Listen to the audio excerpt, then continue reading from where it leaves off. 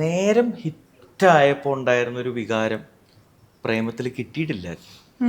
നേരം സിനിമ ഇറങ്ങുന്നതിന് മുമ്പ് പിസ്ത എന്നുള്ള പാട്ടിറങ്ങി. അത് റീച്ചായി കഴിഞ്ഞപ്പോൾ ഡേ അങ്ങനെ ഒരു അത് പോട്ടറിൽ ലോട്ടറി അടിക്കുക എന്നുള്ളൊരു അവസ്ഥയുണ്ടല്ലോ, നമ്മൾക്ക് അറിഞ്ഞൂടായിരുന്നു ആ സമയത്ത്. എനിക്ക് പ്രത്യേകിച്ച് അറിഞ്ഞൂടായിരുന്നു. എന്നെ ഒരുപാട് പേര് പ്രോത്സാഹിപ്പിച്ചിട്ടുണ്ട്, ഇൻക്ലൂഡിങ് അൽഫോൺസ് ആയിക്കോട്ടെ, മ്യൂസിക് ഡയറക്ടർ രാജേഷ് ആയിക്കോട്ടെ, നിവിൻ ആയിക്കോട്ടെ, ബോബി ആയിക്കോട്ടെ, അങ്ങനെ ഒരുപാട് അതിൽ അഭിനയിച്ചിട്ടുള്ള എല്ലാവരും ഇത് ഭയങ്കര പാട്ടാണെന്നൊക്കെ പറഞ്ഞു. പക്ഷെ ഞാൻ എപ്പോഴും അത് ഈ അപ്ലോഡ് ചെയ്ത് ഉച്ച വരെ, അതായത് ഒരു 4 മണിക്കൂർ വരെ എൻ്റെ വിചാരം ഇത് അടുത്ത സിൽസിലയാണ് എന്നുള്ള രീതിയിലാണ്. നമ്മളെല്ലാവരും കളിയാക്കും ഇങ്ങനെ ഒരു പാട്ട് ഇറക്കിയെന്നുള്ള വിചാരമായിരുന്നു എനിക്ക്.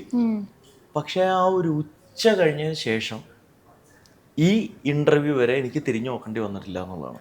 ആ സന്തോഷം, ആ ഒരു മൊമെന്റിലെ സന്തോഷം, ആ ഉച്ചയിൽ എനിക്ക് കിട്ടിയ സന്തോഷം, അന്ന് ഉച്ചയ്ക്ക് പിസ്ത എന്ന് പറഞ്ഞ പാട്ട് അപ്ലോഡ് ചെയ്ത് അന്ന് ഉച്ചയ്ക്ക് കിട്ടിയ സന്തോഷം പ്രേമത്തിലും കിട്ടിയിട്ടില്ല. പക്ഷെ പ്രേമത്തിലെ എക്സ്പീരിയൻസ് ഇസ് ടോട്ടലി ഡിഫറെന്റ്. പിസ്ത എന്നുള്ള പാട്ട് 2016 IPL ആന്തം വരെയായി. അവിടം വരെ അത് പോയി. അത് വേൾഡ് വൈഡ് ആയിട്ട് ഒരുപാട് ആർട്ടിസ്റ്റുകൾ ഫ്ലാഷ് മോബ് ചെയ്യുക. ആ സമയത്ത് ആ ഒരു 3-4 വർഷത്തിനിടയ്ക്ക് ഒരുപാട്